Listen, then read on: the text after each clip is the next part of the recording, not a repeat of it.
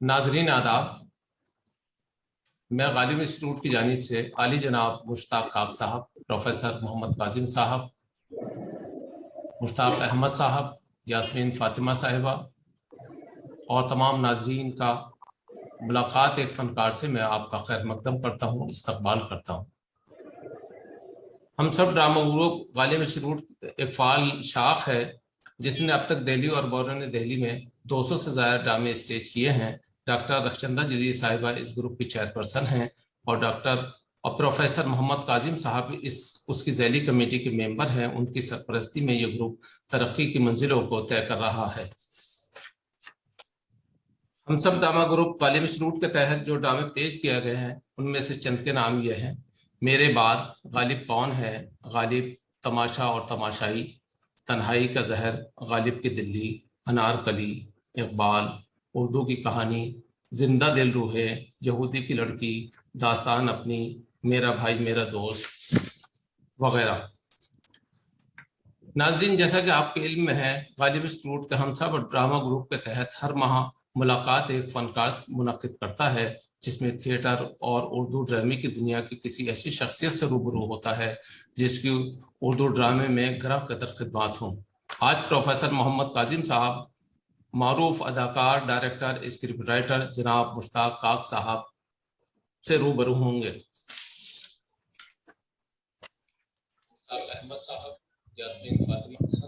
जनाब मुश्ताक काक साहब 1961 में जम्मू कश्मीर हिंदुस्तान में पैदा हुए।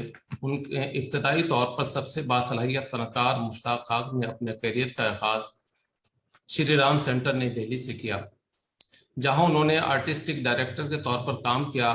बाद में वो अदाकारी के शोबे में चले गए और मुख्तलिफ फिल्मों में नजर आए। उनकी हिदायतकारी के चंद मशहूर प्रोजेक्ट्स अंधा युग, मलका, प्रीतम हैं, जिनके लिए उन्हें कई अवार्ड से नवाजा गया। 1999 और 2000 में मुश्ताक काक साहब को बेहतरीन ड्रामे के अवार्ड से नवाजा गया क्योंकि उन्होंने मुख्तलिफ ड्रामों में भी अदाकारी की। उनके चंद बेहतरीन ड्रामे महाबरहमन, अल्लाह दाद, जबकि उन्होंने बतौर अदाकार मुतअद्दिद फिल्मों में भी काम किया। वो बुनियादी तौर पर फिल्म इंदौरा में अदा किए गए किरदार के लिए जाने जाते हैं, जो एक ब्लॉकबस्टर फिल्म बनी। उसके अलावा उन्होंने 100 से ज़्यादा ड्रामों की हिदायतकारी की है जिनके लिए उन्हें काफ़ी मकबूलियत हासिल हुई। उनकी हिट फिल्मों में कुछ हाईजैक, सिकंदर और सबसे ज़्यादा देखी जाने वाली बॉलीवुड फिल्म अमुल हैं, जबकि उन्होंने कुछ मशहूर मुख्तसर कहानियों में भी अपने किरदार अदा किया, जिनमें सादत हसन मंटो, फेडरिको गार्सिया की दी ब्लड वेडिंग, मोतीलाल कमो की नगर उदास और दीगर शामिल हैं जो शेयर करने के काबिल हैं। हम इस फनकार की अदाकारी और हिदायतकारी के मैदान में अपना कैरियर बहुत वसी बनाया है और उनके लाखों मद्दाहों ने उन्हें उनकी हैरत अंगेज सलाहियतों की वजह से नोटिस किया है। उनकी गरह कदर खिदमात के इतराफ़ में उन्हें संगीत नाटक अकादमी अवार्ड बराए थिएटर बतौर बेहतरीन हिदायतकार से नवाजा गया।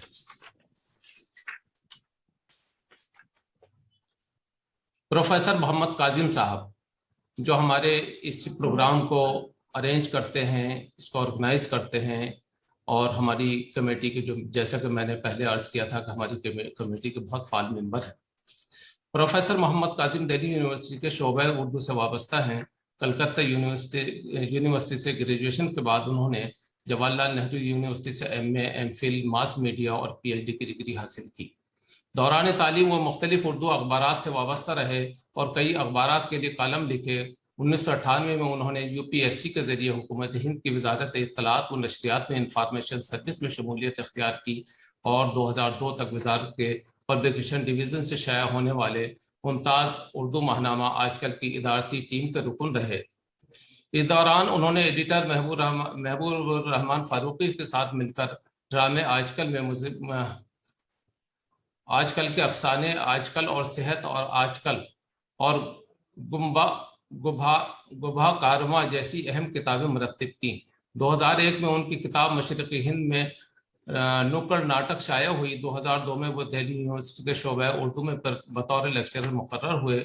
उनका ख़ास शोबा ड्रामा और उसकी तनकीद है। उनकी शाया करदा किताबों में हिंदुस्तानी नुक्कड़ नाटक और उसकी समाजी मानवियत बंगाल में उर्दू नुक्कड़ नाटक, दास्तान गोई, उर्दू और हिंदी मुस्तफा हुसैन, फ़न और शख्सियत, योगराज की कहानियाँ, उनके मज़ामीन हिंदुस्तान की मुख्तलिफ रियासतों से शाया होने वाली 30 से ज़ायद किताबों में शामिल हैं। 50 से ज़ायद मज़ामीन हिंदुस्तान और पाकिस्तान के मुख्तलिफ हिस्सों से रसायल व जरायद में शाया हो चुके हैं। मॉरिशस की उर्दू स्पीकिंग यूनियन के खुसूसी दावत पर हुकूमत ने मॉरिशस में उर्दू ड्रामों की शाखों के लिए 10 रोज़ा वर्कशॉप का इनेकाद किया, जिसमें उन्होंने स्क्रिप्ट राइट की पेचीदगियों पर तबादला ख्याल किया और अदाकारी के साथ साथ उसकी मश्क करना, उनकी हिदायत में तैयार किए गए ड्रामे मुल्क और मुख्तलिफ मेलों बिशमोल दिल्ली उर्दू अकेडमी और साहित्य कला परिषद 1 से ज़्यादा बार दिखाए गए हैं। मेरी बड़े ही अदब एहतराम के साथ प्रोफेसर मोहम्मद काजिम साहब से दरख्वास्त है कि आप जनाब मुश्ताक काग साहब से गुफ्तगू फरमाएं। प्रोफेसर मोहम्मद काजिम साहब। बहुत शुक्रिया डॉक्टर इदरीस अहमद साहब, डायरेक्टर गालिब इंस्टीट्यूट। ख़वातीन और हज़रात, जैसा कि आपके इल्म में है कि आज हम लोग हिंदुस्तानी थिएटर की एक अहम शख्सियत, हमारी शख्सियत से रूबरू हो रहे हैं। मेरी मुराद मुश्ताक काग साहब है। जैसा कि इदरीस साहब ने फरमाया कि मुश्ताक काग साहब एक हिदायतकार हैं, एक अदाकार हैं, एक डिज़ाइनर हैं और बहुत अच्छे से स्क्रिप्ट की एडिटिंग बहुत अच्छी करते हैं। जो भी ड्रामा खेलने का इरादा करते हैं, उसके स्क्रिप्ट को इस तरह पढ़ते हैं, इस नमाज के साथ पढ़ते हैं कि उसकी रूह निकाल लेते हैं। बहुत तवील ड्रामे भी मैं गवाह हूँ, बहुत तवील ड्रामे उन्होंने लिए, उसको बहुत मुख्तसर तौर पर पेश किया और उसकी रूह बिल्कुल मजबूत नहीं। अभी बताया गया कि मुश्ताक काग साहब ने शिलांग सेंटर में के आर्टिस्टिक डायरेक्टर थे, अवार्ड विनर हैं और एक साथ 1 से ज्यादा जबानों में थिएटर करने वाली शख्सियत है। आप कश्मीरी में थिएटर करते हैं, आप डोगरी में थिएटर करते हैं, आप उर्दू में थिएटर करते हैं, आप हिंदी में थिएटर करते हैं, यहाँ तक कि बांग्ला की भी कहानियों को आपने डायरेक्ट किया है और फिल्मों में अदाकारी की है, टेलीविजन के लिए अदाकारी की है और थिएटर के आप वो शख्सियत हैं जिनके डिजाइन किरदा ड्रामे लोग दूर दूर से देखने आते हैं और देर तक महफूज रखते हैं। मुश्ताक काग साहब हमारे रूबरू हैं और मुश्ताक काग साहब से उनके थिएटर के हवाले से, मौजूदा दौर में थिएटर के हवाले से और खुसूसन उर्दू थिएटर के हवाले से हम शुरू करेंगे। मैं गालिब इंस्टीट्यूट के हमसब ड्रामा ग्रुप और रखसंदा जलील साहिबा का शुक्रगुजार हूँ कि उन्होंने इस सीरीज को शुरू किया है और इदरीस साहब बराबर इसकी निगरानी कर रहे हैं। वो हमारे साथ सफर में हैं और अब तक हम लोगों ने 5-7 मुलाकातें अलग अलग फनकार से कर चुके हैं और आज एक बहुत ही अहम शख्सियत उर्दू थिएटर, हिंदुस्तानी थिएटर और परफॉर्मिंग आर्ट की दुनिया के एक बहुत अहम शख्सियत के साथ मुश्ताक काग साहब के साथ रूबरू है। मैं मुश्ताक साहब से गुजारिश करूंगा कि पहले उनकी अपनी ख्वाहिश के मुताबिक जो वो चाहे 10 मिनट, 15 मिनट, 5 मिनट, 7 मिनट कोई एक रीडिंग अपनी आवाज में, अपनी अंदाज में पेश करें। मुश्ताक काग साहब, देखें कैसे एक फनकार बोलता है। सबसे पहले मैं गालिब एकेडमी और तमाम देखने वाले और जनाब इदरीस अहमद साहब और मुश्ताक अहमद और काजिम भाई का तहे दिल से शुक्रिया अदा करता हूं कि आपने मुझे मौका दिया कुछ बोलने के लिए।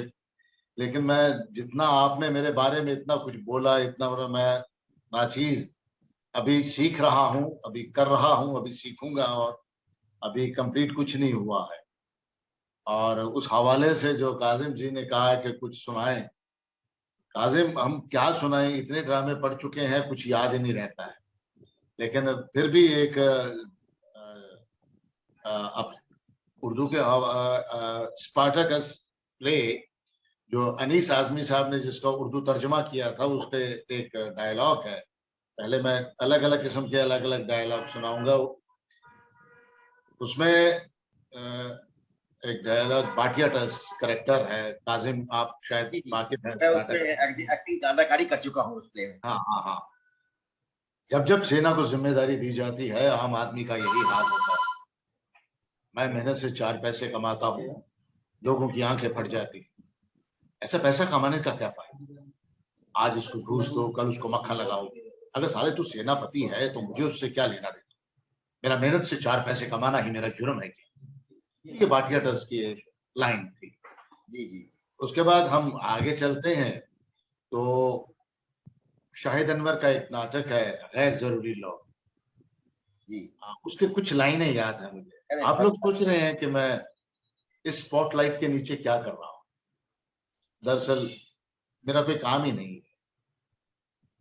लेकिन काम ना होना भी एक फन है, जिसके आखिर में डेथ सर्टिफिकेट में एक लफ्ज लिख दिया जाता है कि इसके पास काम नहीं। कुछ इस तरीके की लाइनें। और इसी की शाहिद अनवर का एक नाटक है, उसमें एक बहुत अच्छी लाइन है कि मुल्लाओं में कितने शराबी हैं और शराबियों में कितने मुल्ला। बिल्कुल। इस तरह की छोटी छोटी बातें हैं। उसके बाद एक मनु भंडारी जी का ड्रामा है महाभोज, उसकी कुछ लाइनें हैं। आप लोग सोच उसका ये है कि मुझे इस वक्त रिकॉल नहीं हो रहा है पूरे तरीके से, और मैं उस तैयारी से भी क्या क्या क्या याद रखूं कुछ समझ नहीं आता है। मैं तो जब क्लास पढ़ाता हूं तो मैं तो अपने स्टूडेंट्स के नाम भी याद नहीं कर पाता हूं, और उनको मैं अपने ही नाम दे देता हूं। तुम राम कुमार है, तू श्याम कुमार है, तू चीना है, तू बटेर है, तू कोयल है, तू शेर है, इस तरीके से। लेकिन गालिब एकेडमी की तरफ से अगर फंक्शन है तो नेचुरली उर्दू के हवाले से बात होना बहुत जरूरी है। गालिब एकेडमी का एक बार मैं पहले भी शुक्रिया अदा कर चुका, एक बार फिर शुक्रिया अदा करता हूं कि मुझे गालिब एकेडमी के प्लेटफॉर्म पे एक ड्रामा करने का मौका मिला, और वो कृष्ण चंद्र जी की कहानियां। उस नाटक का ड्रामे का नाम था लम्हों की मुलाकात, और जिसकी कलमी काविश जो थी वो उमा झुनझुनवाला की थी। ड्रामा लम्हों की मुलाकात, रक्षंदा जी का फोन आया था कि मुश्ताक जी, कृष्ण चंद्र जी पे आप वो ड्रामा कीजिए जो आपने श्री राम सेंटर के साथ किया था, एक गधे की सरगुज़श्त।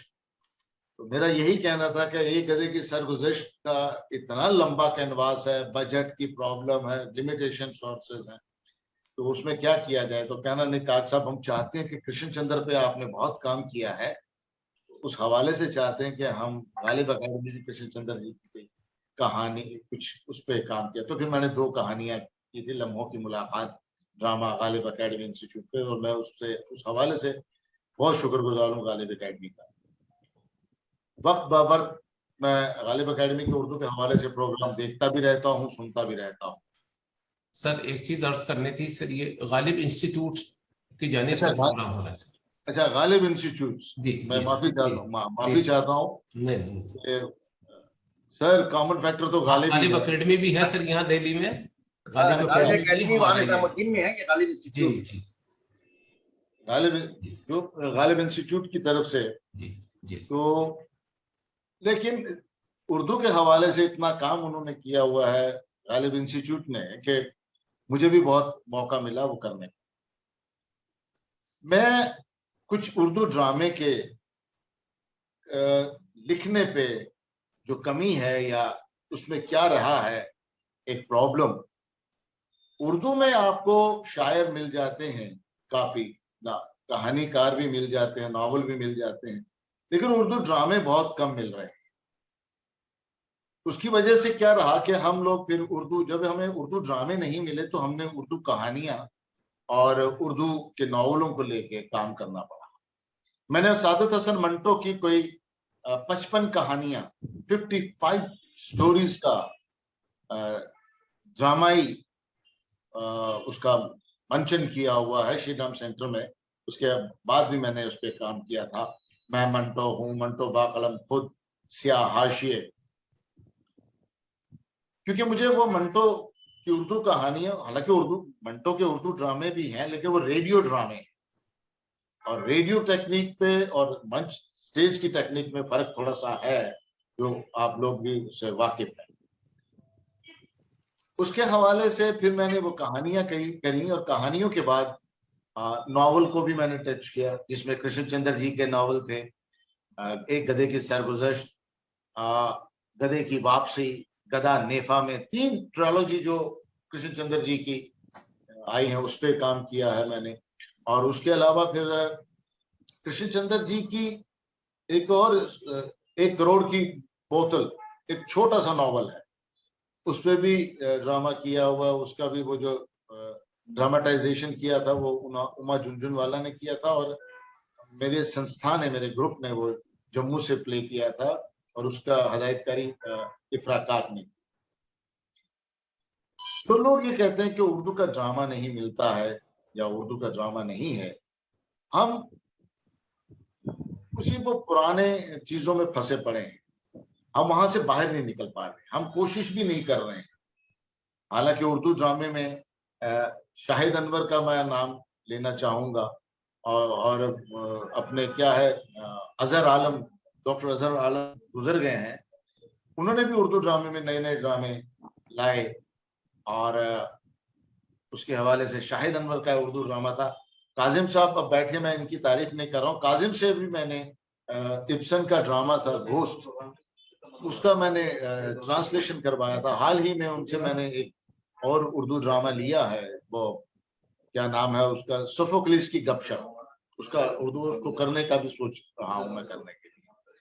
और उसके अलावा मैंने सैमुअल बैकेट का प्ले जो था वेटिंग फॉर गोडो, अजहर आलम तब जिंदा थे तो उनसे वो एक उर्दू में उसका जो ट्रांसलेशन करवाया, और ट्रांसलेशन के साथ साथ वो एक एडेप्टेशन में भी जाएगा, वो थोड़ा सा कश्मीर को मद्देनजर रख के हमने उस पर काम किया। मैं ज्यादातर बाहर रहा, मैंने अलग अलग रेपर्टरी कंपनियों के साथ काम किया, और अलग अलग ड्रामे किए, अलग अलग कहानियां, नॉवल को मैं टच करता रहा। लेकिन रिसेंटली मुझे वेस्ट बंगाल उर्दू अकेडमी के साथ एसोसिएट होने का मौका मिला, और वहाँ बंगाल में, कलकत्ता में काफी उर्दू के राइटर मिले जिन्होंने उर्दू ड्रामे लिखे हो। तो मैंने उनसे गुजारिश सब लोगों से की कि अगर जिनके पास हैं अपने स्क्रिप्ट हैं वो मुझे दे दें, मुझे पढ़ने का मौका दें, ताकि मैं उसमें कोई पढ़ूं और कभी कभी उनको करने की कोशिश भी करूं। इन सब के अलावा मैं एज ए एक्टर के तौर पे भी मैंने काम किया, जैसे बताया कि फिल्म के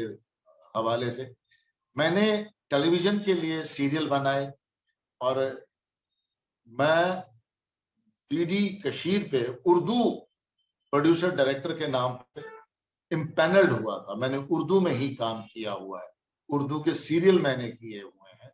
और हाल ही में मेरा डीडी उर्दू पे एक प्रोग्राम आने वाला है, नकुश नज़म, उसमें नज़म का सफर है, और नज़म के शायर कोई 13 शायर हैं, उन लोगों को लेके काम है। वो भी प्रोग्राम आ जाएगा सबके सामने। उसके हवाले से मैंने फिल्मों में एक्टिंग की, वहां तो जो वेब सीरीज उर्दू की फिल्म, ये वो सब उसमें हिस्सा लिया है। लेकिन उर्दू के हवाले से मेरी अपनी स्टेट जो आज यूटी है, यहाँ पे उर्दू सरकारी लैंग्वेज थी, लेकिन ऐसा कुछ ड्रामे के हवाले से यहाँ सरकार की तरफ से कोई काम नहीं हुआ।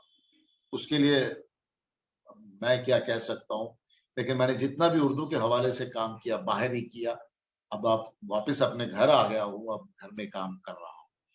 इस हवाले से अगर कोई और कोई किसी का कोई सवाल हो, काजिम आप कुछ पूछना चाहें तो मुझे पूछिए और मैं बताता हूँ, प्लीज। शुक्रिया मुश्ताक साहब, ये इब्तिदाई गुफ्तगू के लिए।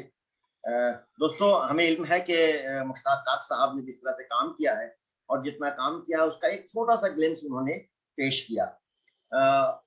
मुश्ताक साहब, आपसे मैं बहुत कुछ जानता हूँ, हमारी ऑडियंस, हमारी जो नाजरीन है वो ये जानना चाहते हैं कि आप पहले सरकारी मुलाजमत में थे और सरकारी मुलाजमत को रिजाइन करके आप थिएटर में आए, तो ऐसी कौन सी ऐसी चीज थी, कहाँ से आपको वो तहरीक मिली कि आपने बाकायदा सरकारी मुलाजमत को रिजाइन करके थिएटर की तरफ आपने रुजू किया और थिएटर में आप आए? ऐसी कौन सी तहरीक, ये जानना चाहते हैं। इसमें सीधा ऐसा है कि मैं सरकारी मुलाजिम था, मैंने 20 साल सरकारी नौकरी की है और मैकेनिकल इंजीनियरिंग डिपार्टमेंट में था। लेकिन थिएटर का एक जोश था और मुझे एक मौका श्रीराम सेंटर में आने का मिल रहा था, दिल्ली आने का।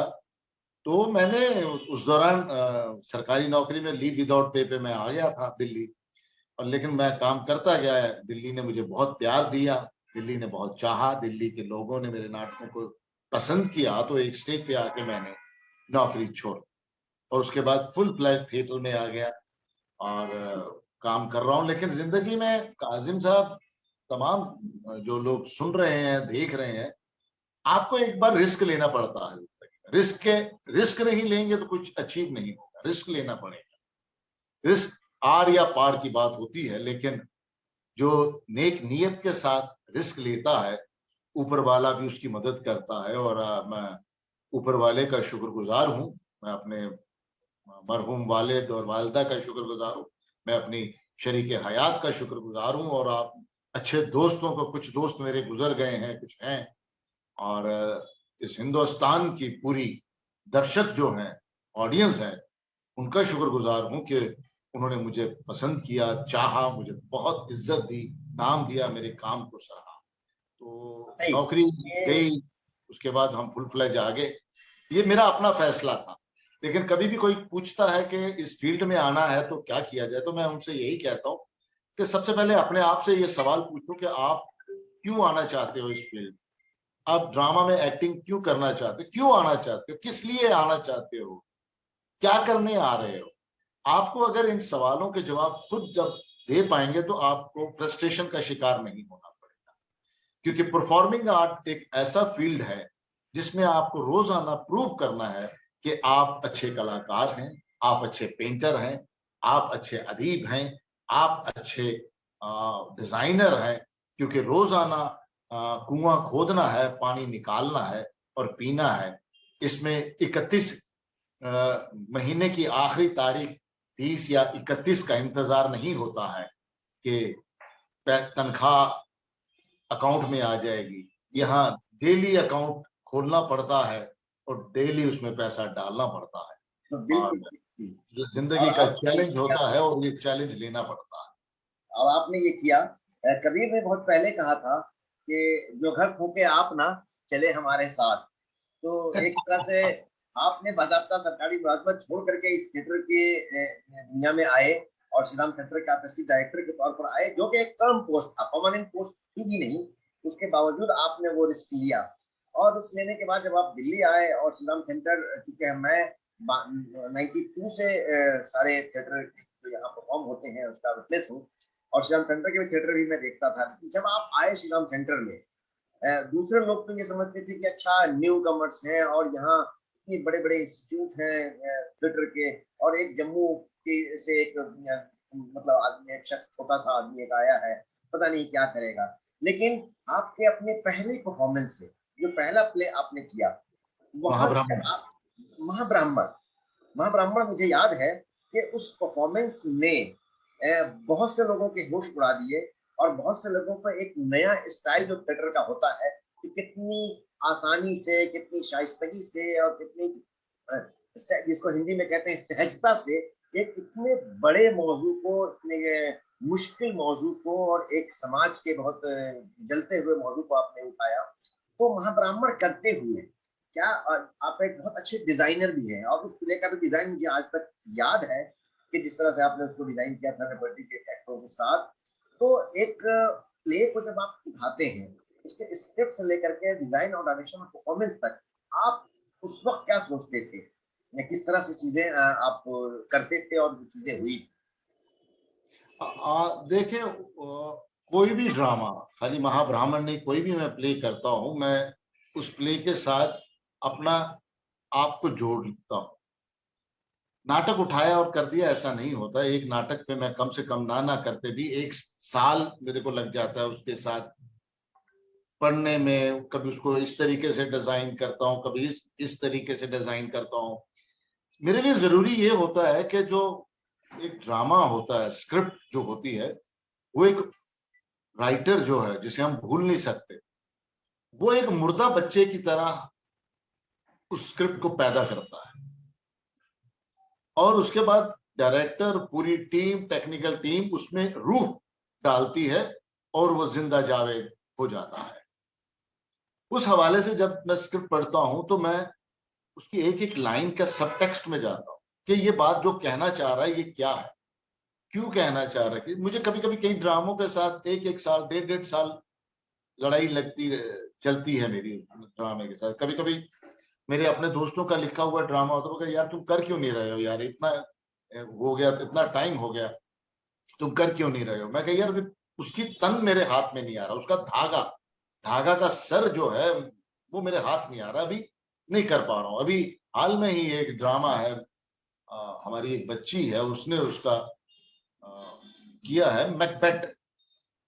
मैकबेथ मैकबेथ नहीं है, नहीं, मैकबेथ। हाँ हाँ और गुंजन अजहर है, अजहर जी, आलम की बेटी है, उसने वो उसका ट्रांसलेशन किया है।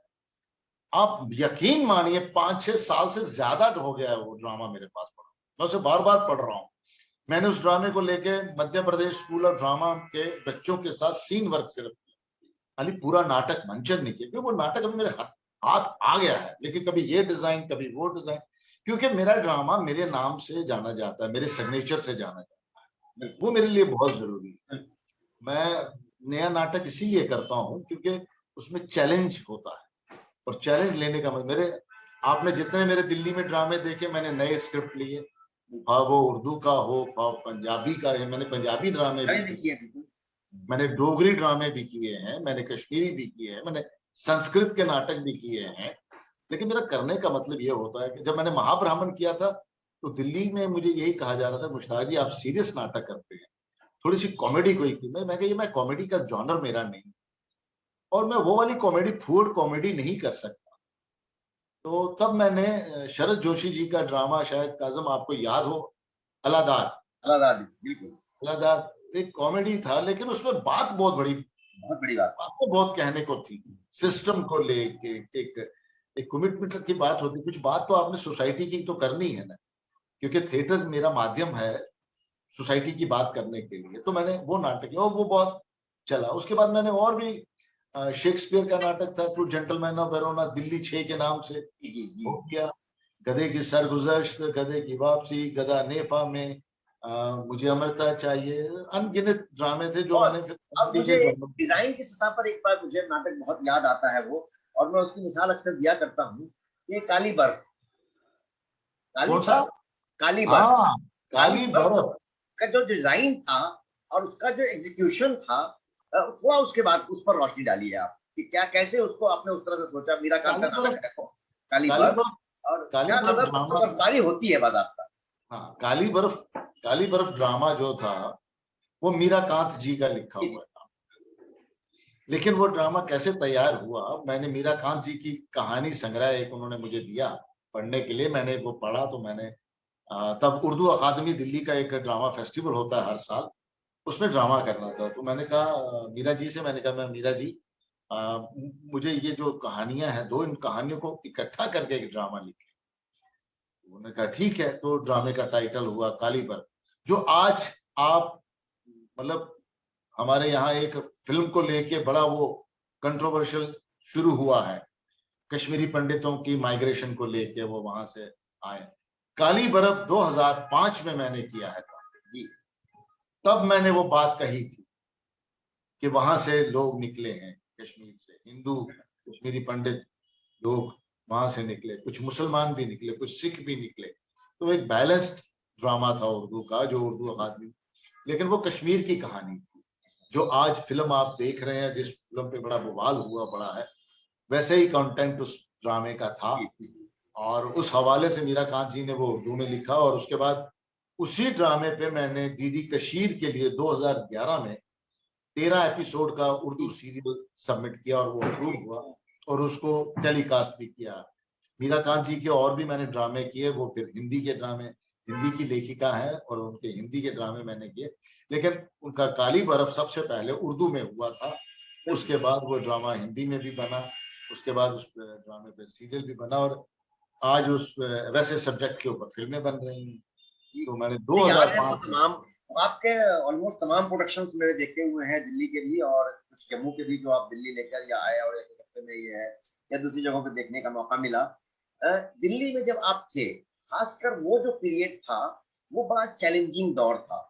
नेशनल स्कूल ऑफ ड्रामा भी उस वक्त अपने पीक पर था, और बड़े बड़े अदाकार जो आज दिख रहे हैं वो उस वक्त वहाँ स्टूडेंट भी थे और रेपर्टरी में भी थे। कौशल साहब उस वक्त रेपर्टरी चीफ थे, जैन कौशल साहब, और जो अदाकार उस वक्त थे, महेश मवाती का बिल्कुल उस वक्त आ रहे थे, श्रीवर्धन, महेश मवाती, ये चित्तेंद्र त्रिपाठी, ये तमाम लोग उस वक्त बिल्कुल नए नए एक्टर थे और बहुत उभरते हुए, और आप इस तरफ श्री राम सेंटर के तहत कर रहे थे। तो दिल्ली में एक तरफ national school of drama production कर रहा था, उसकी रिपर्टरी कर रही थी, दूसरी तरफ श्री राम सेंटर की रिपर्टरी कर रही थी मुश्ताक काट के डायरेक्शन में। उस वक्त आपको किस तरह का चैलेंज महसूस होता? संगीत अकेडमी बहुत अहम फेस्टिवल्स कर रही थी, आपको कैसा महसूस हो रहा था उस चैलेंज के जमाने में, और आपने जिस तरह से सस्टेन किया है, वो थोड़ी सी किस तरह से मेहनत आपने किया और क्या काम किया? काजिम साहब जब घर से निकला था तो चैलेंज की एक पोटली उठा ली थी। जब घर से निकल के दिल्ली आया था तो तब चैलेंज की पोटली उठा ली थी। तो पहला चैलेंज तो घर से ही निकलना था। छोटे छोटे बच्चों को छोड़ के निकल आना, नौकरी को छोड़ देना। उसके बाद दिल्ली में आके GN कौशल जी जो जिन्हें मैं अपना गुरु जी भी मानता हूँ, और उन्होंने मुझे गाइड किया कि आप आ जाओ यहाँ दिल्ली में करो काम आपका। चैलेंज तो थे मेरे लिए। मैं किसी एकेडमी से पास आउट नहीं था, मेरी कोई ड्रामे की तरबियत कहीं किसी बड़े लंदन स्कूल ऑफ ड्रामा में या किसी बड़े ड्रामा में नहीं हुई थी। मैं तो बिल्कुल एक गांव का मिट्टी का आदमी था और काम करने आया था, लेकिन अपने काम में ईमानदारी, नीयत मेरी साफ, सीधी सी बात, नीयत साफ थी। और मुझे जब काम आप अच्छा करते हैं तो आपके दुश्मन भी आपको प्यार करते हैं, इसमें कोई दो राय नहीं। आप उनकी मजबूरी है प्यार करना, नहीं तो वो खुद पकड़े जाएंगे। बिल्कुल बिल्कुल। लेकिन आप काम अच्छा कीजिए, आप काम बढ़िया करेंगे, वो ऑटोमेटिक नहीं है उनके पास बोलने के लिए। हमारे ड्रामे की लैंग्वेज में कहा जाता है कि ऑपोजिट रिएक्शन। जब आप उनको रिएक्शन करने का मौका ही नहीं देंगे तो वो क्या करेंगे? उनको भी प्यार करना पड़ता है, मानना पड़ता है। तो मेरे ऐसे कई दोस्त भी थे, मुझे अच्छे दोस्त मिले दिल्ली में, बहुत अच्छे दोस्त मिले। शाहिद थे, अनीस भाई थे, और डॉक्टर ओम प्रकाश भारती थे, राम गोपाल बजाज जी का वो रहा टाई में, वो अपने अब्दुल लतीफ खटाना साहब थे, और थोड़ा सा शाहिद के साथ जुड़े तो बहरूप के बच्चे मिले, उसी में काजिम भी मिले।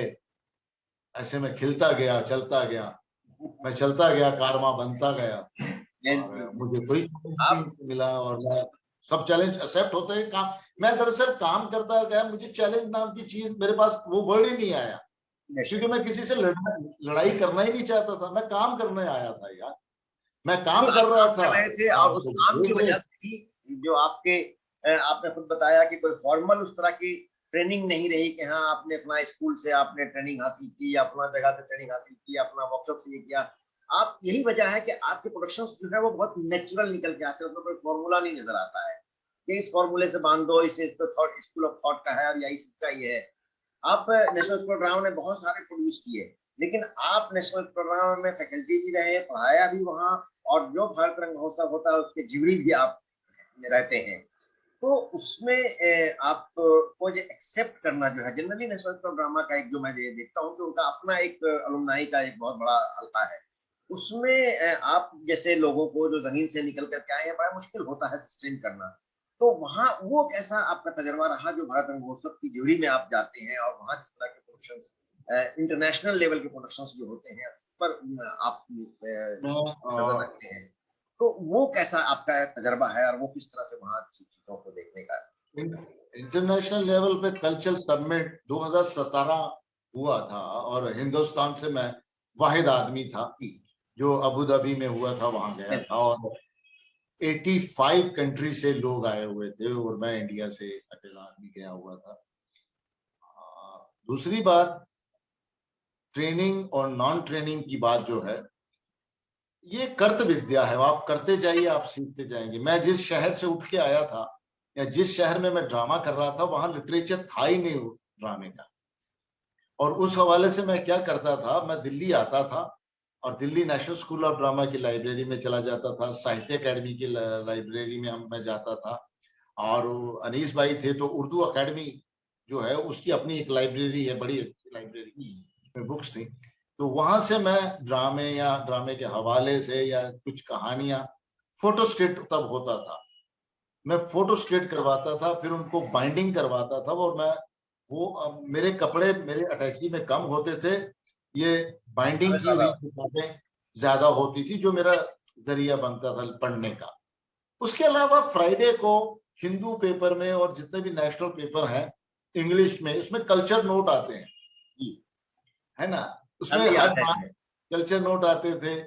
और मैं वो अखबार जरूर खरीदता था फ्राइडे को, और वो अखबार में वो कल्चर पेज जो होता था वही पेज मैंने पढ़ना होता था, बाकी हेडलाइन वेडलाइन सब उठा के फेंकता था। और वो कतरे काट के रखता था, कभी कोई ना ड्रामे का रेफरेंस होता था, उन कतरों में वो रेफरेंस ढूंढता था, पढ़ता था क्या हुआ, क्या किया, क्या नहीं किया। और उसके बाद बड़े बड़े लोगों को देखने का मौका मिला, बंसी कौल जी का काम देखने का मिला, एम के रैना जी के साथ काम करने का मौका मिला, रॉबिन दास जी का काम देखा मैंने। और इन लोगों के ब्रोशर कलेक्ट करके मैं पढ़ता था, राम गोपाल बजाज जी का, मोहन महर्षि जी का, अभी हमारे में हाल में ही एक दोस्त गुजर गए के.एस. राजेंद्रन जी, हाँ, वो संस्कृत के थिएटर का करते थे काम। सबसे पहले मेरी उनसे मुलाकात संगीत नाटक अकेडमी में हुई थी, बाद में वो नेशनल स्कूल ऑफ ड्रामा में आए। तो ये सब लोगों को काम को पढ़ता था, मैं देखता था, वहीं से मेरा स्कूलिंग हुई। फिर आहिस्ता आहिस्ता प्रैक्टिकल जो पढ़ते थे उसको प्रैक्टिकल शेप में लाते थे। गलत होगा ना, होने दो ना गलत यार, लेकिन जो आज गलत करूंगा वो कल गलत नहीं करूंगा, कल दूसरी गलती करूंगा। यही सीखने का एक तरीका है। और मैं अपने स्टूडेंट्स को यही बताता हूँ कि तुमने जो आज गलती की है वो कल मत दोहराना, वही तुम्हारी अचीवमेंट। आज की गलती कल ना हो, कल की गलती परसों ना हो, नई गलती करो। मैं टीचर अगर हूं तो मैं टीचर होने के नाते मेरा सिखाना फर्ज बनता है। बिल्कुल, आपने वही ये है कि जो काम करेगा उससे गलती होगी, और गलती ठीक करेगा तो वो गलती दोबारा नहीं होगी, नई गलती होगी। इसका मतलब कि हम काम कर रहे हैं, हमारे काम की इम्प्रूवमेंट है। एक बड़ा मार्के का एक आपने हो सकता है कि आपको ऐसा लग भी नहीं रहा हो, लेकिन मुझे ऐसा लग रहा है, एक नई शुरुआत की आपने। कहानी का रंगमंच देवेंद्र राज अंकुर जी ने 74 में ही शुरू कर दिया था कथा कोलाज के नाम से, लेकिन वहां ज्यादातर या कह लीजिए कि 99% 95% हिंदी की कहानियां हुआ करती थी। आपने जब श्री राम सेंटर से शुरू किया तो उर्दू की कहानियों को लेकर शुरू किया, और मुझे लगता है कि उर्दू की कहानियों को इस तरह से पहले नहीं पेश किया जाता था। तो आपने वो शुरुआत की उर्दू की कहानियों को थिएटर पे, रंगमंच पे, स्टेज पे लाने का काम। मुझे ऐसा लगता है, ये मेरा ऑब्जर्वेशन है, पता नहीं आपको भी ये महसूस होता है या नहीं होता है। तो ये जो आपने उर्दू की कहानियां उठाई, तो और आप वो कहानियां देख चुके थे, ये भी मुझे मालूम है, हम लोगों ने साथ कथा कोलाज कई बार देखा नेशनल प्रोग्राम में जब अंकुर जी करते थे। तो कहाँ से ये आया कि हमको कहानियां, हालांकि शुरू इंट्रोडक्शन में आपने ये कहा कि नाटक की कमी की वजह से है, लेकिन मुझे लगता है सिर्फ नाटक की कमी नहीं थी, उसके पीछे कोई और फिक्र थी, उस फिक्र को जानना चाहते हैं। उसकी वजह ये रही है काजिम, एक तो मैं जम्मू कश्मीर से था और जम्मू कश्मीर के हवाले से उर्दू मेरी लैंग्वेज थी जो मैंने स्कूल में पढ़ी थी, एक चीज। दूसरा ये है कि मेरी जो सोबत संगत रही दिल्ली आके, वो ऐसे दोस्तों से रही जो उर्दू अदब से जुड़े हुए थे। अच्छा, वो शाम को बैठ के चाय की चुस्की के साथ श्री राम सेंटर की कैंटीन में बैठ के बात करना, उसी दौरान अपना शाहिद का ड्रामा आता है, गैर जरूरी लोग, नाटक मैंने कहा यार ये है, मंटो को तो मैंने पढ़ा हुआ है, बहुत करीब से पढ़ा, अच्छे तरीके से पढ़ा हुआ है, लेकिन फिर मुझे ये लगा कि मैं इसको अलग तरीके से कैसे करूं। मंटो की कहानियों पे इम्प्रोवाइजेशन करवा के काम नहीं हो सकता, क्योंकि मंटो अपने आप में जो बात लिखता है वो अपने आप में डायलॉग होता है, और मंटो की कहानी हिचकोले खाते हुए चलती है, और लास्ट की जो 2 लाइनें होती है उसकी, उसमें वो चाबुक मार के निकल जाता है, एक बात कह के निकल जाता है। तो सबसे पहले मैंने 2 कहानियों पे एक्सपेरिमेंट किया था, बादशाह का खात्मा और सड़क के किनारे। सड़क के किनारे बहुत चैलेंजिंग स्टोरी थी, एक औरत का माँ बनना, माँ बन के बच्चा पैदा करना, और फिर वो बच्चे को उठा के एक कूड़े करकट में छोड़ देना। और लेकिन वो कहानी मेरी कहानियां करने का तरीका ये होता था, आपको मालूम है, वर्ड टू वर्ड जो कहानी लिखी है वही होती थी, उसमें जेर जबर चेंज नहीं होता, लेकिन उसके विजुअल्स बनते थे। बिल्कुल। सड़क के किनारे जो कहानी थी वो मेरा करने का मकसद ये था कि ये कहानी हर बंदा देखे, अपनी बहन के साथ बैठ के भी देखे, माँ के साथ बैठ के भी देखे, जबकि उसमें सारी वो चीजें थी, लेकिन वो बड़ी साफ सुथरे तरीके से मैंने उसका उसकी जो पेशकश थी, सफाई थी, वो यही थी कि उसमें बड़े खूबसूरती से मैंने किया और लोगों से फिर मुझे और लगा, और कहानियां मैंने ढूंढी और फिर मुझे ये लगा कि मंटो जो है वो बस स्टैंड के फुटपाथ पे ही उसकी किताब मिलती है। नंगी लाशें खोल दो, काली शलवार, यार उससे हटके कहानियां। और शायद आपको याद हो कि मैंने मंटो की जितनी कहानियां की थी, वो वाली कहानियां नहीं की जो जिस पे 5 वो कहानियों से धमाका। अलग थी, वो जो 5 कहानियां उनकी वो ना उनसे अलग थी। और जब मंटो की 100 साल मनाए जा रहे थे और मंटो बिक रहा था हिंदुस्तान पे, मैंने कहानियां करना छोड़ दी। जी मैंने कहा मैं नहीं करूँ, बिल्कुल। अब बाकी करे, मैं नहीं करूंगा। मेरी वो कमिटमेंट नहीं थी मंटो जी की कहानी के साथ। शमा ज़ैदी जी ने वो मेरी कहानियां देखी थी, फिर उन्होंने यूटीवी उर्दू का एक चैनल शुरू हुआ था, उसमें वो उन्होंने मुझसे कहा था। फिर उसी दौरान उन्होंने मंटो की बेटियों से मेरी मुलाकात करवाई, मेल करवा के, फिर परमिशन कंसेंट ले दी, बहुत अच्छा रहा। फिर उसी से मुझे उर्दू का लिटरेचर मैं ऑलरेडी पढ़ रहा था, तो मुझे कृष्ण चंद्र भी मिल गया और चीजें भी मिलती गई, मैं करता गया। क्योंकि उर्दू ड्रामे की कमी रही, स्क्रिप्ट की, मूल नाटक, ओरिजिनल प्ले जो लिखे गए हैं वही। और जो हमारे, माफ करना, मैं माफी चाहता हूँ, जितने भी रिसर्च स्कॉलर्स हैं वो वही इंदर सभा, ये वो वही नाटकों से निकल नहीं रहे हैं, और वो सारा मटेरियल आपको मिल रहा है, आप कॉपी कट पेस्ट करके थीसिस बना रहे हैं, फेल रहे हैं। आप कभी उर्दू ऑडिटोरियम में जाके ड्रामा नहीं देखते हैं, आप उर्दू के कभी ड्रामे को देखने नहीं आते हैं, आप मुशायरा सुनने जरूर चले जाएंगे वाह वाह करने के लिए। इसलिए हमें उर्दू की कहानियों को पकड़ना पड़ा, इसलिए हमने वेस्टर्न ड्रामों को पकड़ना पड़ा, उसकी ट्रांसलेशन करके, क्योंकि हमने तो करना था ना उर्दू का। एक मेरी ड्यूटी, मैंने उर्दू को एक कॉज के लिए किया है, मैंने अपने लिए नहीं किया। मुझे उर्दू के किसी भी कोई उर्दू का किसी इंस्टीट्यूशन ने नहीं कहा, और ना ही मुझे किसी इंस्टीट्यूशन ने मेरी पीठ थपथपाई, और उस हवाले से मैं उर्दू की वो बेलोस खिदमत कर रहा हूँ। मुझे बंगाल उर्दू एकेडमी हर साल बुलाती है, उर्दू के हवाले से बुलाती है, और मैं उनके साथ वर्कशॉप्स करता हूँ, ड्रामे करता हूँ। और जहां मुझे मौका, मुझे अभी ये गालिब इंस्टीट्यूट में जब पिछले लास्ट ईयर बुलाया गया था, और मैं आज भी उनका शुक्रिया अदा करता हूँ। और लम्हों की मुलाकात ड्रामा जब मैंने ड्रामा फेस्टिवल में आपका ड्रामा शामिल था, जी जी, याद है? ये इस तरीके से। जी जी। और आपने वाकई उर्दू ड्रामे के खिदमत अंजाम दी हैं, उर्दू कहानियों के रंगमंच को आगे बढ़ाया है, और जो आपने जो ड्रामे किए हैं वहाँ जो बुनियाद में चीजें होती हैं वो उर्दू होती हैं आपके यहाँ। वो जबान की सतह पर है, वो डायलॉग की सतह पर है, यहाँ तक के वो डिजाइन और पेशकश को भी अगर हम देखते हैं तो वहाँ वो तहजीब नजर आती है। आपके रिहर्सल्स में भी बैठने का हमें मौका मिला है, खुद आपके डायरेक्शंस में प्ले करने का भी मुझे मौका मिला है हैसियत अदाकार, और आपके साथ डायरेक्शन में भी साथ रहने का मौका मिला है, तो मुख्तलिफ हैसियत से मैं आपके साथ रहा हूँ। तो वो जो तहजीब एक है, उर्दू की तहजीब है, तो कंटेंट प्ले का कुछ भी हो, लेकिन वो उस तहजीब को बनाए रखने में आपका जो कंट्रीब्यूशन रहा है वो बहुत अहम है, और यही वजह है कि आपको प्रोडक्शंस में तमाम तहजीब मिलती है। और इस तहजीब को आगे बढ़ाने के लिए आपने अपनी अगली पिछली आने वाली नस्ल को भी तैयार कर दिया है। आपकी बेटी माशाल्लाह बहुत शानदार हिदायतकार है, बहुत अच्छी अदाकारा है, और ड्रामा पढ़ाती है, टीचर है बहुत अच्छी। तो आप एक जेन्युइन फनकार हैं, जिससे तो हम सब वाकिफ हैं, और उर्दू का दर्द रखते हैं, इसलिए उर्दू के स्क्रिप्ट भी तलाश करते रहते हैं। आप कह करके, तकाजा करके तर्जुमा करवाते रहते हैं। मुझे याद है कि आपने खुद मुझे कई बार मतलब ये किया, और पिछले एक हफ्ते से भी जो स्क्रिप्ट के लिए परेशान हम लोग रहे, और फाइनली वो मिली। या अजहर आलम साहब के साथ जो उनको एक तर्जुमा आपने बोडो का जो के लिए जो बातें कई बार हम लोगों की हुई, वो है कि उर्दू का स्क्रिप्ट आपको चाहिए। आपने दूसरी जबानों के ड्रामे तब उठाए हैं जब उर्दू की स्क्रिप्ट आपको नहीं मिली है, उस कमी का एहसास ये रहा है। इस कमी को दूर करने के लिए क्या मशवरा आपका ये है, कैसे वो कमियां दूर हो सकती? इसके लिए कुछ नहीं है, आप यंग लोग हैं, जो आने वाली जो पीढ़ी है जो शौक रखती है लिखने का, उनके साथ वर्कशॉप करवाइए, उनके साथ वर्कशॉप कीजिए, प्ले राइट वर्कशॉप।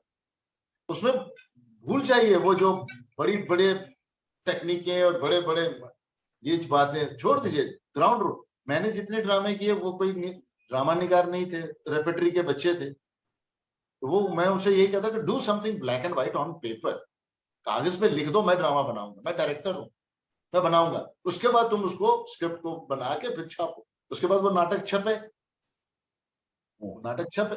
इसलिए इसके लिए प्ले राइट वर्कशॉप करवानी चाहिए, ज्यादा नहीं 10 दिन की हो, उसमें नाटक निकलते हैं, बहुत अच्छे अच्छे नाटक वर्कशॉपों में निकले हैं, ऐसी बात नहीं है।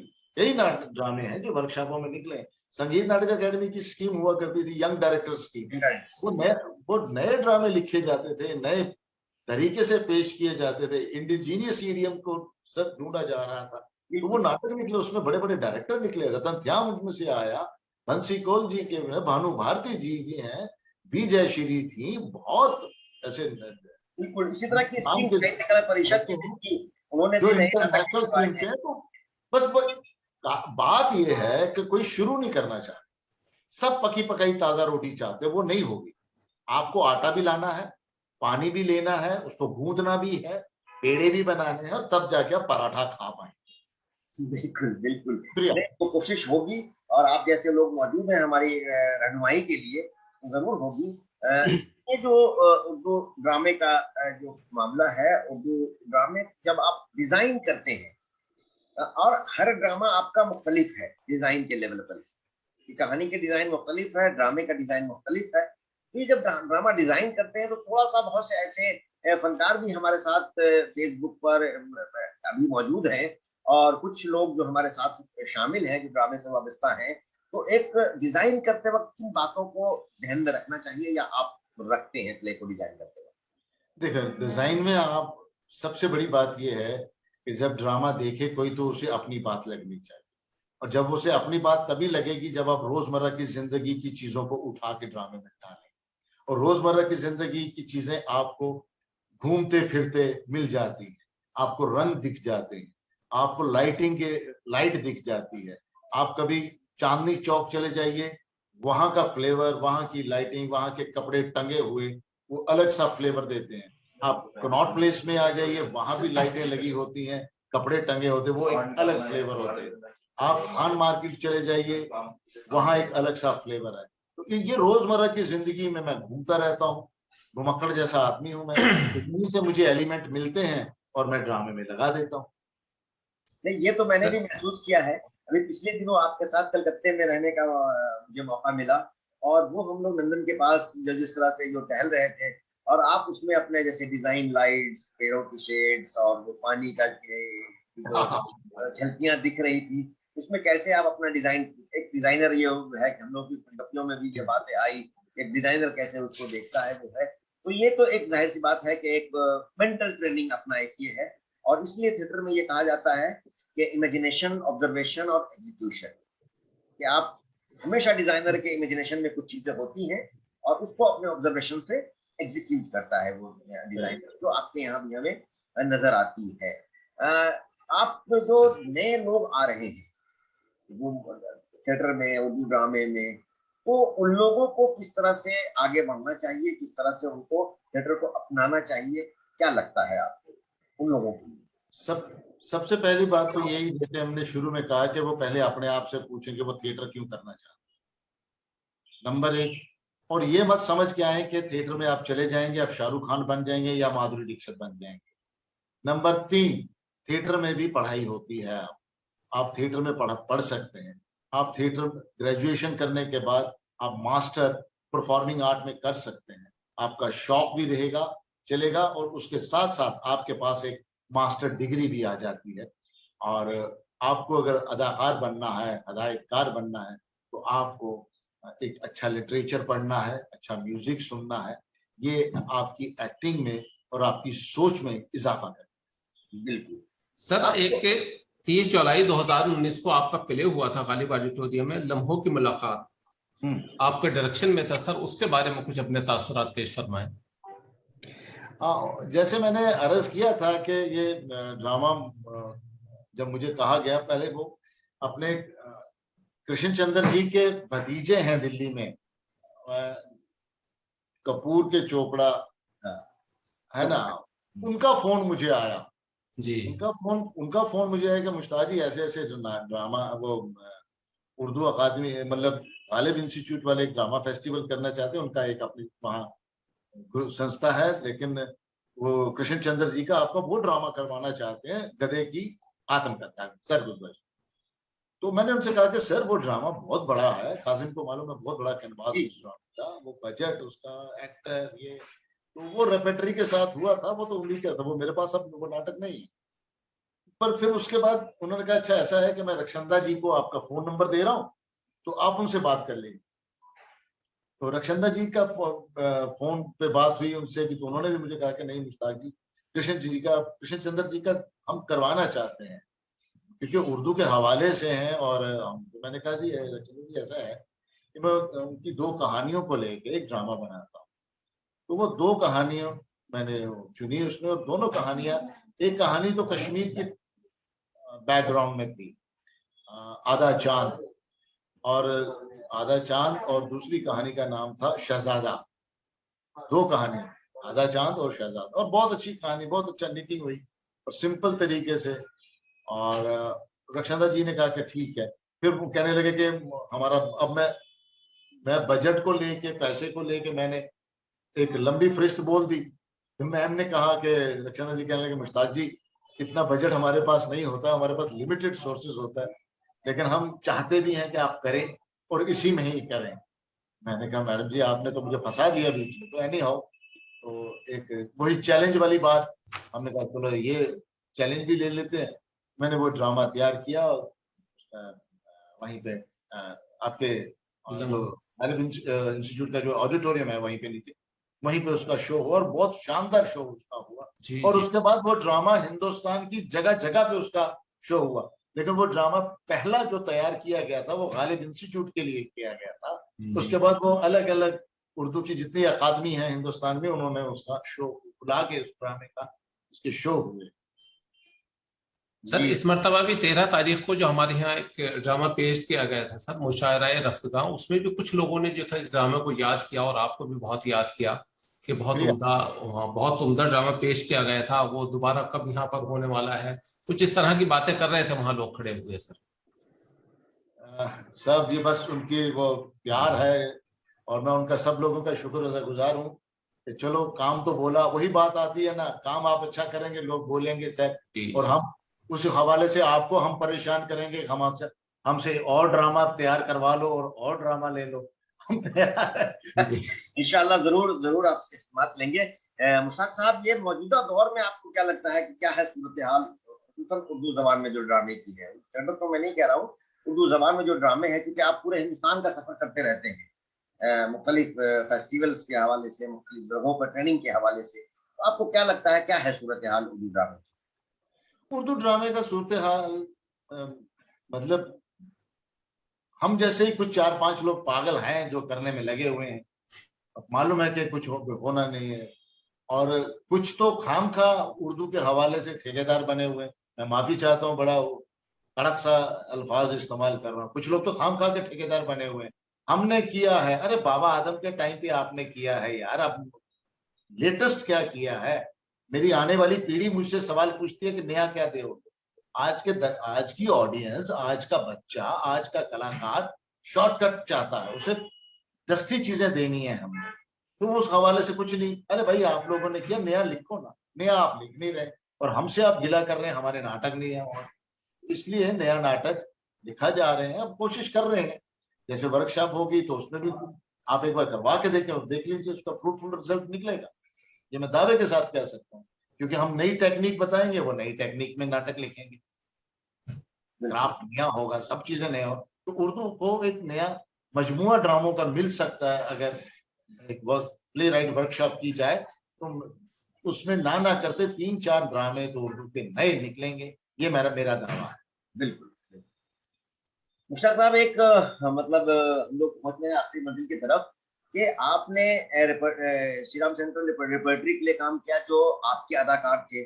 आप एमेच्योर थिएटर ग्रुप जो आपका अपना है उसके लिए करते हैं, जो आपके अपने अदाकार हैं। इसके अलावा कि आपने जैसे दिल्ली में बहरू आर्ट ग्रुप के साथ किया, उन अदाकारों के साथ, उन फनकारों के साथ, कलकत्ते में लिटिल थेस्पियन के साथ काम किया, उनके लिए बलकान की औरतें और कहानियां आपने डिजाइन की उनके लिए। तो जब आप अपने अदाकारों को, जिसको आप खुद ट्रेन करते हैं, उनके साथ काम करते हैं, और जो दूसरे के ट्रेन किरदा अदाकार होते हैं, उनके साथ काम करते हैं, तो आपको दोनों में क्या फर्क महसूस होता है, कैसे मतलब? काजिम जी, इसमें फर्क एक चीज का सोच का फर्क है और कुछ नहीं, और काम करने के तरीका का फर्क है। हम जब किसी एकेडमिक में जाके ड्रामा पढ़ाते हैं, ड्रामा प्रोडक्शन करते हैं, तो वहां पे एक उस्ताद और जो स्टूडेंट है, it is a teacher and student production process. उसमें उस बच्चे को मैंने ड्रामा पढ़ाना है, करवाना है, सिखाना है। मैंने अपना ड्रामा हिट नहीं करना है। ड्रामा फ्लॉप हो जाए मुझे कोई गम नहीं, लेकिन मेरा बच्चा ट्रेंड हो जाना चाहिए, वो ड्रामे से वाकिफ हो जाना चाहिए। दूसरी जगह हम जब प्रोफेशनल रेपेटरी कंपनी के साथ, जिसमें प्रोफेशनल एक्टर होते हैं, वहां काम करते हैं, तो वहां पे director and actor production process होता है। वहां हम उसके बाद एक तीसरी जगह आती है जब आप अमेच्योर ग्रुप्स में काम करते हैं, जिसमें लोग अलग अलग शोबाओं से जुड़े हुए होते हैं। कोई रेडी वाला भी हो सकता है, कोई डॉक्टर भी हो सकता है, कोई प्रोफेसर भी हो सकता है, कोई पानी पिलाने वाला पीएन भी हो सकता है। उनके साथ जब काम करना, वो प्रोसेस अलग है। तो ये डायरेक्टर के अंदर खूबी होनी चाहिए कि मैंने किस तरीके से इन लोगों को लेके चलना है। मेंटल लेवल डिफरेंट हो जाता है, आपका सोचने का तरीका अलग हो जाता है। स्टूडेंट के साथ आपका सोचने का तरीका और काम करने का तरीका अलग है, एक्टर के साथ अलग है। और जब ये अमेच्योर में होता है तो इसमें तो खिचड़ी बनी होती है, रंग बिरंगी चीजें होती है, रंग बिरंगे लोग होते हैं। उनका मेंटल लेवल समझना, उनको ऑब्जर्व करना, फिर उनको लेके चलना, काम करना एक अलग तरीका होता है। और मेरा तो माशाल्लाह ऐसा रहा है और मैंने किया है काम, मुझे ऊपर वाले की मेहरबानी से प्रॉब्लम नहीं हुई, क्योंकि चैलेंज होता है। बिल्कुल। मुशाद साहब, जब आप दिल्ली में थे और अभी जम्मू जाने के बाद भी गालिब इंस्टीट्यूट के हमसब ड्रामा ग्रुप की बहुत सारी सरगर्मियां आपकी नजरों के सामने रही हैं, वो खबर की शक्ल में हो, बराह रास्त भी आप शामिल रहे हैं, जैसे वो ड्रामा प्रोडक्शन हुआ, या जब आप दिल्ली में थे तो जो गालिब इंस्टीट्यूट के फेस्टिवल में आप शामिल होते थे, आपका ड्रामा भी होता था और आप देखने भी आते थे। तो गालिब इंस्टीट्यूट के ड्रामे का सफर, हमसब ड्रामा ग्रुप के ड्रामे का सफर भी आपके जहन में है, आपके नजर में है। पिछले 2 साल में चूंकि कोविड की वजह से बहुत कुछ ज्यादा सरगर्मियां नहीं हो पाई, हमारा फेस्टिवल भी जो है हम सब ड्रामा ग्रुप का फेस्टिवल, नेशनल फेस्टिवल एक हम करते थे पिछला 2 वर्षों हमने किया, वो भी रह गया, हम इंशाल्लाह आगे ये करेंगे। तो आपको इस सरगर्मी को और बेहतर करने के लिए, उर्दू ड्रामे के फरोग के लिए, गालिब इंस्टीट्यूट हम सब ड्रामा ग्रुप के लिए क्या मशवरा है कि आपको किस तरह से हमें चीजें बस अब नए तरह से आगे बढ़ना चाहिए? अब ऐसा है कि नए हालात ठीक हो रहे हैं, आहिस्ता आहिस्ता सब ठीक हो जाएगा। ऊपर वाले से यही दुआ कीजिए, और वैसे ही रौनकें आ जाएंगी, वैसे ही ड्रामा शुरू हो जाएंगे। लेकिन अब मेरा हर उर्दू शोबे से, वो गालिब इंस्टीट्यूट हो, वो उर्दू अकादमी हो, या उर्दू के हवाले से और भी जितने भी हिंदुस्तान में एजेंसीज हैं या जो शोबा है, उनसे यही गुजारिश है कि उर्दू के हवाले से आप काम कीजिए। आप मुशायरों तक मत महदूद रहिए, आप 3 ड्रामे 4 ड्रामे जरूर करवाइए। बंगाल उर्दू अकादमी वालों ने स्कूल के बच्चों को, पता नहीं 1000 बच्चा था जिनके साथ में वर्कशॉप करके आया। और उसके बाद आप शायद काजिम अभी कलकत्ता में थे, तो आपने उन बच्चों के वो वहां जाके जो फेस्टिवल उन्होंने शॉर्ट प्ले किए, वो ट्रेनिंग, वो वही बच्चों को यही कह रहे थे कि हमने वो ट्रेनिंग ली है मुश्ताक सराय को। जैसे अभी हमारे अदरीस सर कह रहे थे कि लम्हों की मुलाकात का जिक्र हुआ, वहां भी जिक्र हुआ तो बहुत अच्छा लगा। मैं तो प्रैक्टिकल में बिलीव करता हूँ। मुझे कोई भी बुला लें, मेरी खिदमत हाजिर है, मैं हाजिर हूँ हर एक के लिए। शुक्रिया। बिल्कुल, आपकी खिदमत हम लोग लेंगे। और अभी जो मौजूदा चेयरपर्सन हमसब ड्रामा ग्रुप अभी है रशीदा जलील साहिबा, वो भी बहुत फिक्रमंद रहती है कि किस तरह से हम कल्चरल एक्टिविटीज को आगे बढ़ाएं। यही वजह है कि गालिब इंस्टीट्यूट का अभी जैसे इंटरनेशनल फेस्टिवल हुआ, आप इसको भी अगर देखें तो 3 दिन का ये फेस्टिवल था, और 3 दिन में 3 मुख्तलिफ प्रोग्राम इवनिंग हुई। पहले दिन मौसीकी का प्रोग्राम हुआ, दूसरे दिन मुशायरा, और तीसरे दिन ड्रामा। तो परफॉर्मिंग आर्ट्स से मुतालिक जो भी चीजें हैं उसकी तरफ गालिब इंस्टीट्यूट और हमसब ड्रामा ग्रुप बिल्कुल सरगर्म है, और वो करना हम चाहते हैं। और रशीदा जलील साहिबा भी बहुत फिक्रमंद रहती है कि किस तरह हम कल्चर को आगे बढ़ाएं, किस तरह हम ज्यादा ज्यादा एक्टिविटीज हम करें। और चूंकि गुज़िश्ता 2 वर्षों में सारी चीजें हमें बन गई थी, और अब रफ्ता रफ्ता चीजें खुल रही है, आसान हो रही है, तो यकीनन रशीदा जलील साहिबा की सरपरस्ती में, उनके मशवरे के साथ, और हम सब लोग मिल करके इस सरगर्मी को आगे बढ़ाएंगे और आपसे भी, आपने जैसा कि खुद ऑफर किया कि आपकी खिदमत मौजूद है, तो आपको भी जहमत जरूर देंगे कि किस तरह हम चीजों को आगे बढ़ाएं। मैं मुश्ताक काक साहब का बेहद शुक्रगुजार हूँ कि उन्होंने अपनी कीमती वक्त, मुश्ताक साहब बहुत मसरूफ है, इनकी आजकल वहाँ शूटिंग चल रही है, उस शूटिंग में से आज उन्होंने अपना दिन निकाला कि मैंने गुजारिश की और हम सब ड्रामा ग्रुप की गुजारिश पर, इदरीस साहब की गुजारिश पर, रजनी साहबा की गुजारिश पर और गालिब सुद की गुजारिश पर आपने ये वक्त निकाला। हम आपके बहुत शुक्रगुजार हैं और आपने जिस तरह से जो लाइवली गुफ्तगू की और बेबाक गुफ्तगू के, जिसमें लाग लपेट के बगैर जो गुफ्तगू आपकी की और खालिस थिएटर को लेकर के खालिस से सच्चे दिल से, ये कह लीजिए कि खुलूस के साथ जिस तरह से आपने गुफ्तगू की, बेबाकी के साथ गुफ्तगू की, उसके लिए हम आपके शुक्रगुजार हैं। आपने हमें अभी वक्त दिया, यकीनन मुझे यकीन है कि जब भी हम आपको आवाज देंगे आप लब्बैक कहेंगे, आप हमें जरूर अपनी खिदमत फराहम करेंगे। मैं डॉक्टर इदरीस साहब से गुजारिश करता हूँ कि आप बाज़ाब्ता शुक्रिया के लिए। जी बहुत शुक्रिया मुश्ताक काक साहब और प्रोफेसर मोहम्मद काजिम साहब।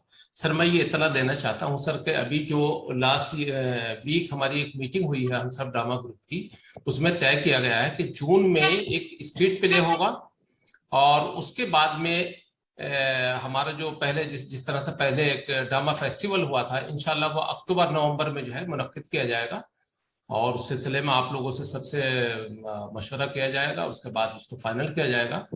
और जैसा कि हमारे प्रोफेसर मोहम्मद काजिम साहब बहुत ही फाल मेंबर है हमारी एक जो ये हम सब ड्रामा ग्रुप है और तमाम तर जिम्मेदारी आप ही के सुपुर्द रहती हैं। देखिए मैं तो हर महीने आपको जहमत हम लोग देते हैं और वो इतने बेहतरीन प्रोग्राम ऑर्गेनाइज कराते हैं, इतनी अच्छी मीटिंग कराते हैं सर। तो ये इंशाल्लाह होगा और ये सब डॉक्टर रक्षंदा जलील साहिबा की क़यादत में और काजिम साहब की क़यादत में जो है ये सिलसिला जारी है। मेरा तो एक ये समझिए कि एक मुंतजमीन की जो मेरी जिम्मेदारियां हैं कि इसको ऑर्गेनाइज कराना है किस तरह से, वो सिर्फ मैं करता हूँ। तो इंशाल्लाह हमारा ड्रामा फेस्टिवल भी होगा और स्ट्रीट प्ले भी होगा। मैं गालिब इंस्टीट्यूट का हम सब ड्रामा ग्रुप की जानिब से मुलाकात एक फनकार से में आज के मेहमान मुश्ताक काक साहब, प्रोफेसर मोहम्मद काजिम साहब, डॉक्टर मोहम्मद उसामा साहब, नेहा साहिबा, सुल्तान सतानी साहब, यास्मीन साहिबा, मुश्ताक अहमद साहब, वीर कुमारी डी साहिबा, कुमुदिनी पाटी साहिबा और अश्विनी कुमार जी का बेहद मशकूर ममनून हूँ कि आप तमाम हजरात ने अपना कीमती वक्त दिया और इस प्रोग्राम को सुना या देखा। मैं बेहद मशकूर ममनून हूँ तमाम हजरात का, बहुत शुक्रिया सर। मैं शुक्रगुजार हूँ अपने फेसबुक पर जो हमारे लोग देख रहे हैं लाइव, उन तमाम लोगों का भी मैं शुक्रगुजार हूँ और बाद में जो इसकी एडिटिंग के बाद ये यूट्यूब पर हमारे चैनल पर डाल दिया जाएगा, वहां भी जो लोग देखेंगे उनका मैं एडवांस में शुक्रिया अदा करता हूँ कि आप लोग इसे देखें और हमें मशवरे से भी नवाजें। मैं गालिब इंस्टीट्यूट के सेक्रेटरी सदीकुरमान किदवई साहब का भी, उस्ताद मोहतरम किदवई साहब का भी शुक्रगुजार हूँ कि उनकी सरपरस्ती, उनका मशवरा और हमेशा उनकी ताकीद साथ रहती है कि प्रोग्राम होना चाहिए, स्टैंडर्ड का प्रोग्राम होना चाहिए और बाज़ाब्ता प्रोग्राम होना चाहिए। तो रक्षंदा जलील साहिबा, किदवई साहब, इदरीस साहब, आप तमाम लोगों का भी मैं शुक्रगुजार, खुसूसन मुश्ताक साहब का एक बार फिर से शुक्रिया अदा करता हूँ कि आपने अपना वक्त दिया। यकीनन आपकी खिदमत हम हासिल करेंगे। आप तमाम लोगों का बेहद शुक्रिया। शुक्रिया शुक्रिया शुक्रिया। शुक्रिया। आदाब सर।